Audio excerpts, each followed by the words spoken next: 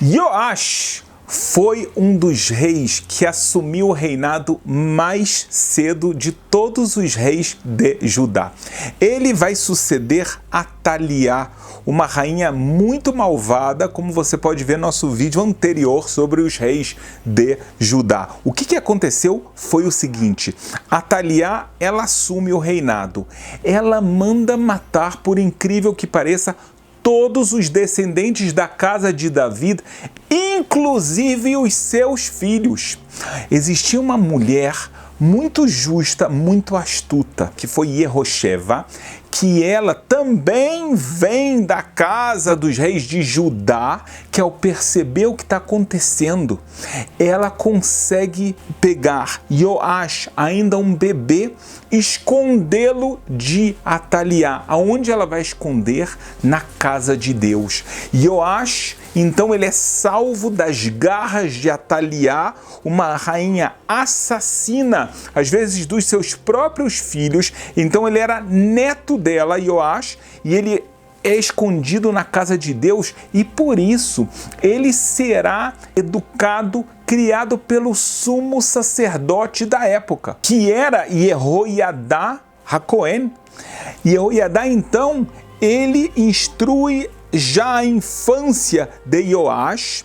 Quando ele vê a maldade de Ataliá, Yehoiadá, ele toma uma liderança e ele faz uma rebelião contra essa rainha idólatra e malvada. Essa rebelião tem sucesso, eles conseguem matar a rainha Ataliá, então o sucessor natural é Yoash. Com 7 anos, ele vai se tornar rei de Judá. Ele vai ser rei por 39 anos. Agora, ele tinha do lado dele, então, o sumo sacerdote, uma pessoa extremamente elevada, justa e sábia.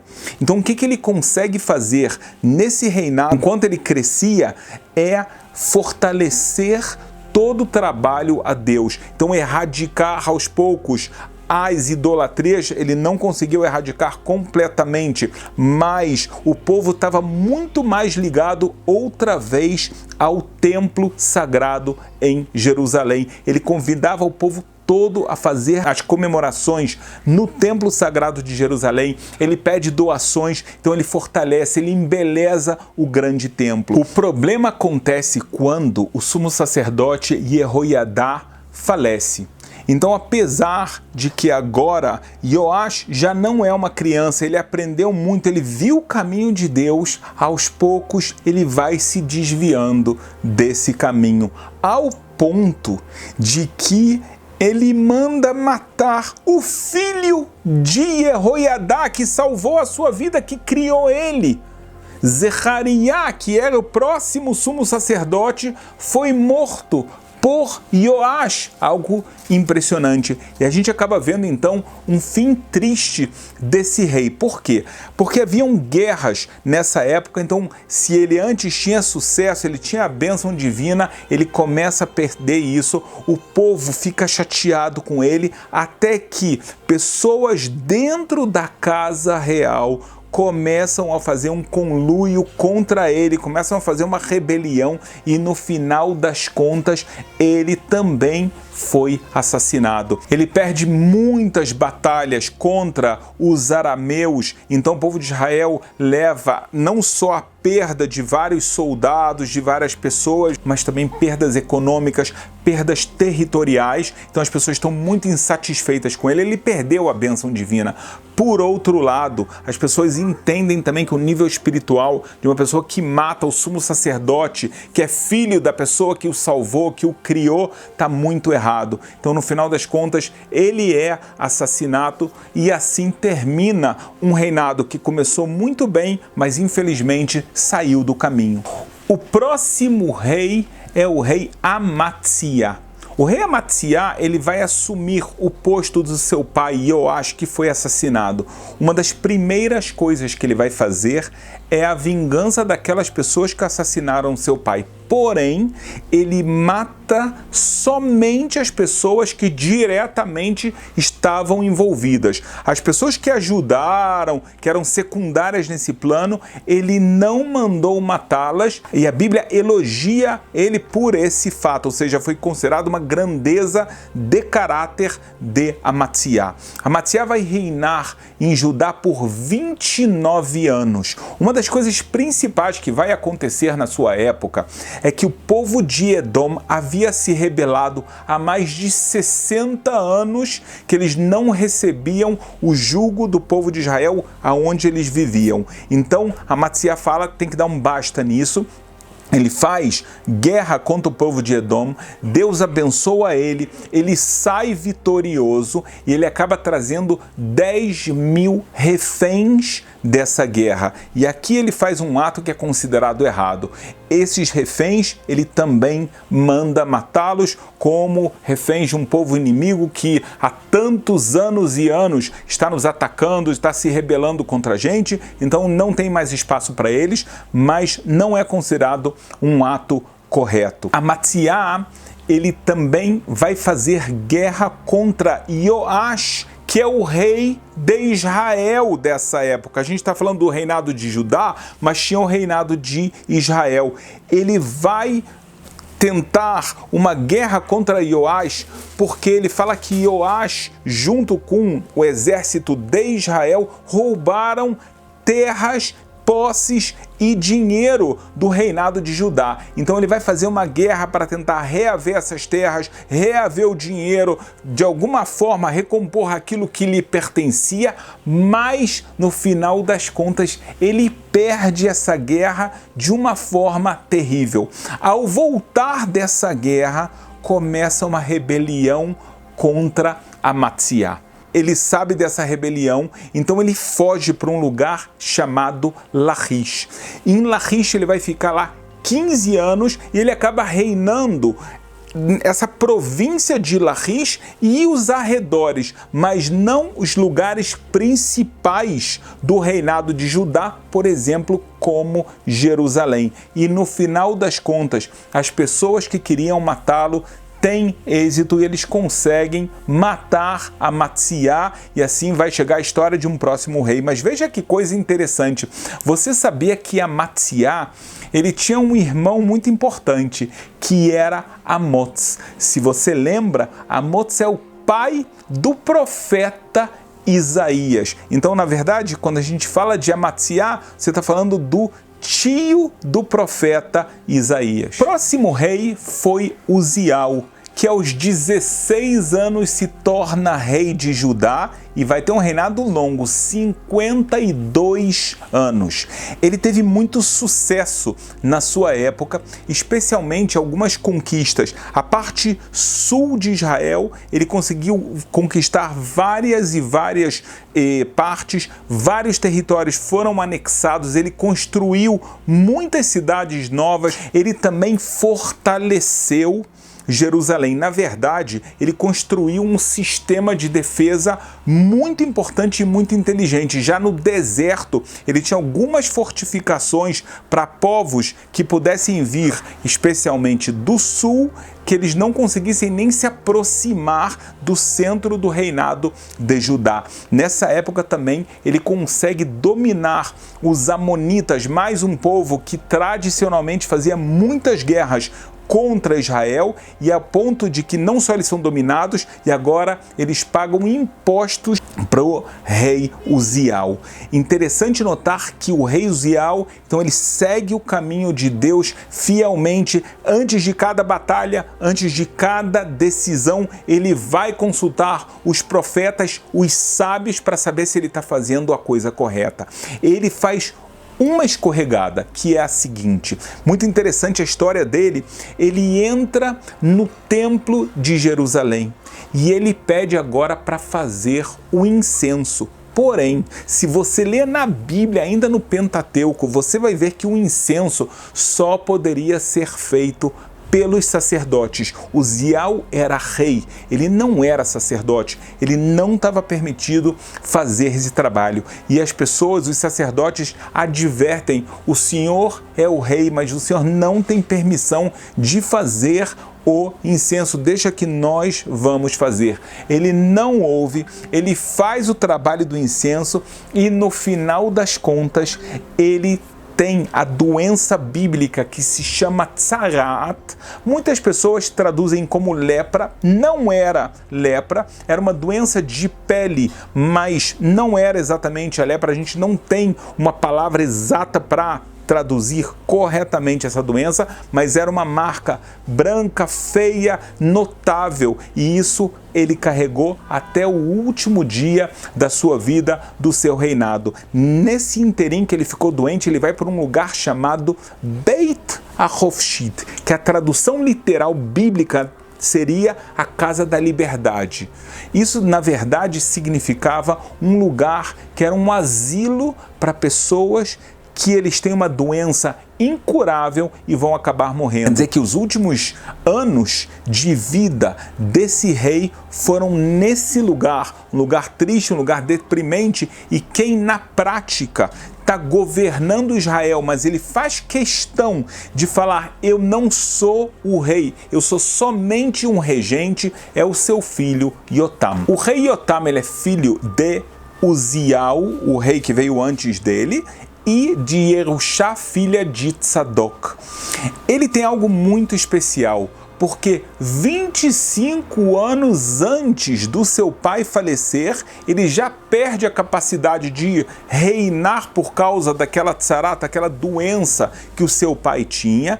Ele se torna regente e os sábios elogiam ele, porque ele nunca permite que tratem ele como o rei. Ele fala: o rei é o meu pai, o rei foi escolhido por Deus, eu só estou fazendo as funções enquanto meu pai não fica bom. Ou seja, existia também uma esperança de Uziel se curar, então ele está esperando o pai dele, ele não quer usurpar. A gente vê na Bíblia exemplos diferentes disso. Por exemplo, o rei Davi, quando ele estava doente, nos seus últimos anos, dias de vida, o seu filho Adoniá faz uma revolução contra ele, para ele assumir o reinado enquanto seu pai ainda está vivo, mas não consegue reinar por causa da sua doença.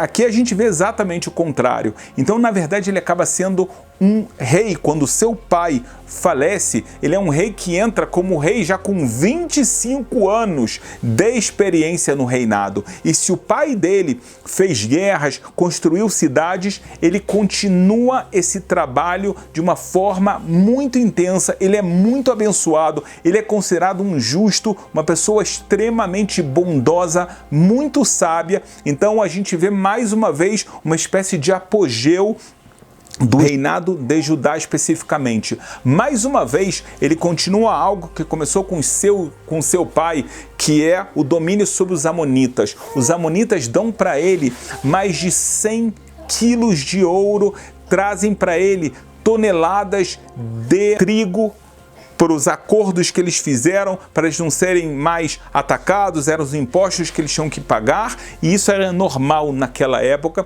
Então Yotam, ele consegue realmente fazer o reinado de Judá estar estabelecido, está forte militarmente, economicamente, mas principalmente espiritualmente. Ahaz é o filho de Yotam.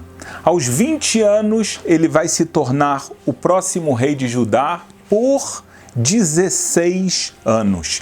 Mas, infelizmente, ele não segue o caminho de Yotam, o seu pai. Ele sai do caminho de Deus. Então, ele começa a fazer coisas muito erradas, como a gente já vai ver. Mas um dos fatos históricos da sua época, muito importante, é que o rei do reinado de Israel, que se chamava Pecar, filho de Remalial, ele vai até o rei Ratzin dos arameus para fazer um acordo. E esse acordo visa atacar o reinado de Judá. Então você ouviu bem, o reinado de Israel, a gente está falando do mesmo povo que tem dois reinados. O reinado de Israel se une aos arameus para atacar exatamente o reinado de Judá.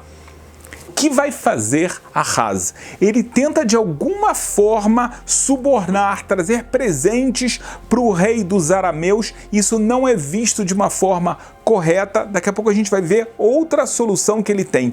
Ele vai visitar o rei dos arameus, e o que acontece? Quando ele chega lá, ele vê um altar de sacrifício pagão.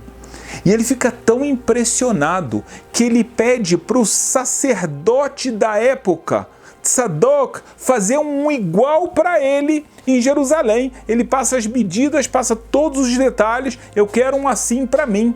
Agora a gente está falando da época que existia o grande templo de Jerusalém, a arca sagrada, tudo estava lá perfeito, e ele pede para construir um altar de paganismo, um altar de idolatria, e ele começa a fazer isso, a incentivar as pessoas a se tornarem idólatras. Na sua época, as pessoas trabalhavam para o Baal, elas construíam altares que era proibido enquanto havia o grande templo, elas estavam fazendo mesmo a idolatria do Moler, aquela idolatria que as pessoas passavam com seus filhos pelo fogo, junto com o profeta da idolatria. A gente tem um vídeo falando tanto sobre a idolatria do Baal, outro vídeo sobre o Moler, para você entender melhor. Então ele é uma pessoa que espiritualmente ele sai completamente do caminho. Então não é de se estranhar também que o povo de Edom começa a atacar ele, incitados pelo reinado de Israel também. Então já começa a enfraquecer o seu reinado.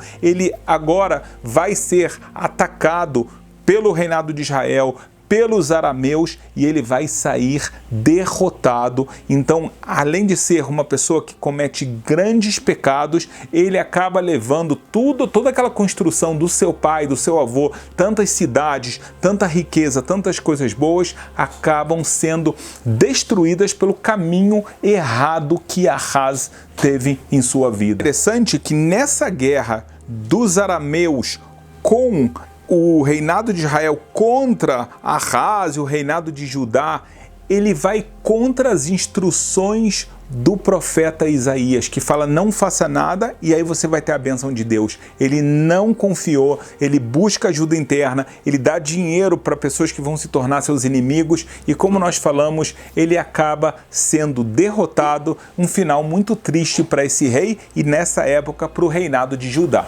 O rei Hizquiyahu foi filho de Ahaz, mas graças a Deus ele não segue o caminho da idolatria que o seu pai faz. É interessante que o nome Hizquiyahu significa força de Deus, ou que Deus é a minha força. Então mesmo no nome dele a gente já vê uma diferença muito grande. Agora olha só que coisa interessante. Nessa época o que aconteceu é que os assírios eram extremamente poderosos. O rei Assuerus, Sanherib no hebraico bíblico, ele faz guerras por toda a região. Ele tem um exército poderosíssimo e ninguém consegue vencê-lo. Nessa época é destruído completamente o reinado de Israel, vizinho ao reinado de Judá. Então agora não existe mais divisão de reinado de Judá e reinado de Israel, porque o reinado de Israel foi dizimado completamente, de uma forma que não sobrou nada. Os israelitas que lá viviam foram para uma diáspora e não iam voltar tão cedo. Então agora só existe o reinado de Judá, que é claro que eles também estão ameaçados pelos assírios. Hizquiyahu, ele nessa época, ele faz guerra contra os filisteus, ele faz guerra contra os amonitas e ele sai vitorioso dessas guerras. Mas ele sabe que o maior desafio está na sua frente, está na sua porta, que é o avanço de Assuerus dos assírios até Jerusalém. Então ele prepara a defesa de Jerusalém, ele constrói as muralhas, ele faz com que tenha comida lá dentro, e realmente Sanherib chega e ele faz um cerco a Jerusalém. A ideia era estrangular as pessoas que estavam lá dentro para que não tenham mais comida, não tenham mais bebida, e aí o exército possa avançar. O que acontece é algo muito curioso. 3 dos ministros de Sanherib, eles entram em Jerusalém e o principal deles, Rav Shakeh, faz um discurso ao povo, Vale a pena vocês se renderem. Mesmo se o rei falar para vocês o contrário, se o rei Hizquiel falar para vocês o contrário, rendam-se, porque o fim de vocês está próximo. Dessa forma, a gente pode poupar suas vidas. Ao escutar isso, Hizquiel vai até o templo de Deus. Ele reza fervorosamente e ele pede para o seu companheiro, o profeta Isaías, também rezar. O que acontece é que Rabshakeh vai mais uma vez, tenta convencer o povo, novamente Hizquiel reza, pede para Isaías rezar, e Isaías fala, saiba que as suas preces, as preces do povo foram aceitas, um grande milagre vai acontecer. Haviam 185 mil soldados cercando Jerusalém, e naquela noite todos eles morrem. Isaías também profetizou a morte de Sanherib, mas como? Quem vai matá-lo se ele é tão poderoso? Os seus filhos. 3 dias antes da morte de Sanherib, Isaías vai até o rei Hizquiel e fala, saiba que eu tive uma profecia, você vai morrer, está na hora de você fazer o testamento. Mais uma vez Hizquiel conta todas as possibilidades, ele reza e ele pede para Deus revogar esse decreto de morte. Isaías no dia seguinte vai para ele e fala, saiba que mais uma vez as suas rezas foram aceitas e Deus vai te dar mais 15 anos de vida. No final das contas é curioso que Hizquiel, ele casa com a filha do profeta Isaías, então ele se torna rei por mais 15 anos, levando o reinado de Judá a uma prosperidade e a um nível espiritual muito elevado.